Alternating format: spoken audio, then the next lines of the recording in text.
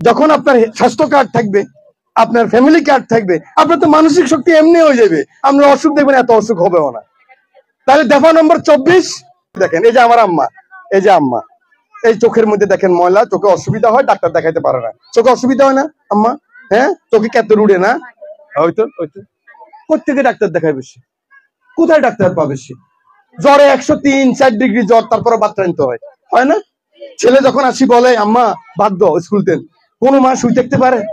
লাভ দিয়ে আর উড়ি ভাত পাক করে নাকি, ডাল দিয়ে আলু দিয়ে কোন রকম পোলারে খাওয়াইতে চায়, কিন্তু আমার মা তো সে চিকিৎসা পায় না। কিন্তু রাষ্ট্র 106 সংবিধান বলছে যে সমান অধিকার কিসে কিসে? খাদ্য, বাসস্থান, স্বাস্থ্য, শিক্ষা, একদম সমান অধিকার, 100-100। ওনার 50 হলে আমার 50, কিন্তু আমরা রাষ্ট্র দিতে পারিনি। 50 বছরে আমার আম্মা কোথায় যাবে উনি জানে না, কোন ডাক্তারের কাছে যাবে, কে নিবে ওনাকে? আম্মা বাদ দেন, এই যে ইয়াং মেয়ে, এ তো পারবে না, কমে যাবে, এ বাচ্চারা কি কোথায় যাবে? এ সংসার আছে, স্বামী আছে, ডাক্তারের কাছে কত রকম প্রবলেম। এখন 2-3টা বাচ্চা হওয়ার পরে 30-35 বছরের মধ্যে তার ব্যাক পেইন হয়ে যায়, তার ইউটেরাসের সমস্যা হয়ে যায়, তার ওভারির সমস্যা হয়ে যায়। কারণ সন্তান উৎপাদন করা তো সহজ কথা না। আমার মাঝে আমার জন্ম দিছে, তো সহজ না তো। 10 মাস 10 দিন পেটে রাখতে হয়েছে, সেখানেও 7-8 মাস কাজ করতে হয়েছে। এমন আম্মাও দেখছি যেদিন বিকালে বাচ্চা হয়েছে সকালবেলাও কাজ করছে, আছে না আম্মা? ভুল হলে আমার বলেন আপনারা, আমি ছেলে মানুষ, ভুলও করতে পারি। তাহলে সে আম্মার জন্য কিছু করা দরকার নেই? আমার নেতা তারেক রহমান বললেন দফা নম্বর 26, আগেরটা কত? দফা নম্বর, এবার হলো দফা নম্বর 26। আমার আম্মাদেরকে ওরকম আর একটা কার্ড দেওয়া হবে, ঠিক ওরকম একটা কার্ড দেওয়া হবে, ওই ছবি থাকবে, ফিঙ্গারপ্রিন্ট থাকবে, সে তার নিকটস্থ হসপিটাল থাকবে ইউনিয়নে, সেখানে যাবে। ইউনিয়নে যাতে তার অসুবিধা নেই, সেখানে গেল, যাওয়ার পরে কার্ডটা দিল, ডাক্তার কম্পিউটার ঢুকাইলো, দেখলো মিল আছে, কি অসুবিধা আম্মা? এই অসুবিধা। যদি পরীক্ষা লাগে, ছোট্ট ল্যাব থাকবে ওইখান, তো ইউনিয়নের তোর বড় ল্যাবরেটরি থাকতে পারবে না পরীক্ষা নিরীক্ষা করার জন্য। ছোটখাটো রক্ত, মলমূত্র পরীক্ষা করলো, ওষুধ দিল, 7 দিন 10 দিন খাইলো, ভালো হইলে আলহামদুলিল্লাহ, না হইলে ডাক্তার সাহেব বললো আপনি উপজেলাতে যান, সেখানে কার্ডটা নিয়ে যাবেন, ওখানে এরকম কম্পিউটারে দিবে, দেখবে, আপনাকে ওষুধ দিবে।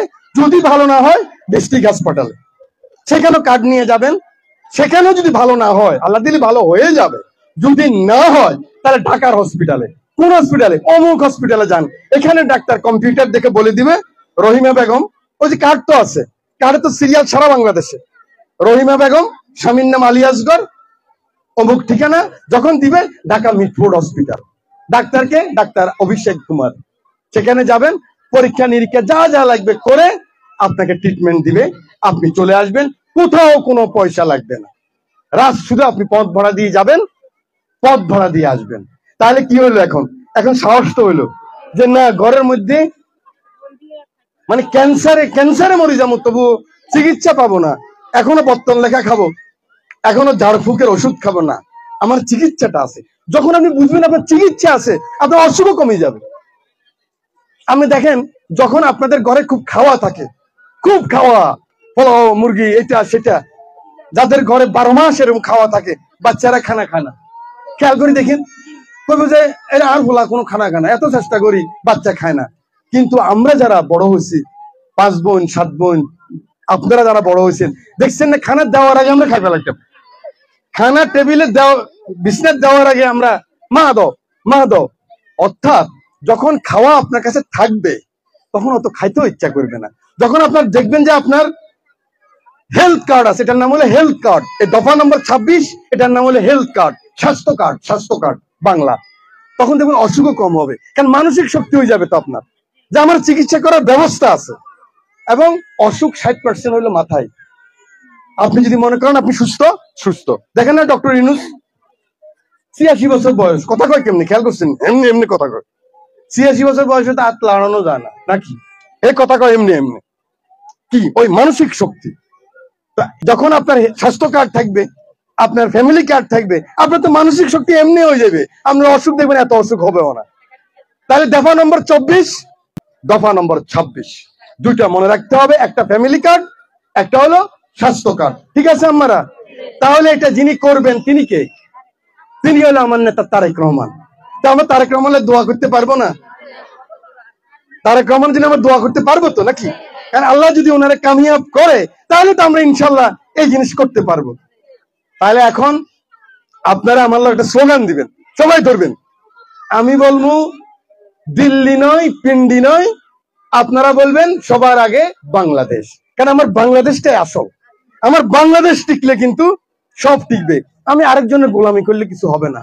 তাহলে আপনার স্লোগান ধরবেন তো আমার লাগে আমরা, দিল্লি নয়, পিন্ডি নয়, সবার আগে দিল্লি নয়, পিন্ডি নয়, সবার আগে, সবার আগে, সবার আগে, সবার আগে বাংলাদেশ। এই বাংলাদেশ আমার মা, এই বাংলাদেশ আমার বোন, এই বাংলাদেশকে ভালোবাসা আমাদের ইমানি দায়িত্ব। এই বাংলাদেশের মা এবং বোনদের জন্য, 18 কোটি ভাইদের জন্য, যিনি আগামী দিনে নতুন স্বপ্ন নিয়ে আসতেছেন, নতুন বাংলাদেশ নিয়ে আসতেছেন, তিনি হলেন আমাদের নেতা, তিনি হলেন আমাদের নেতা। আল্লাহ।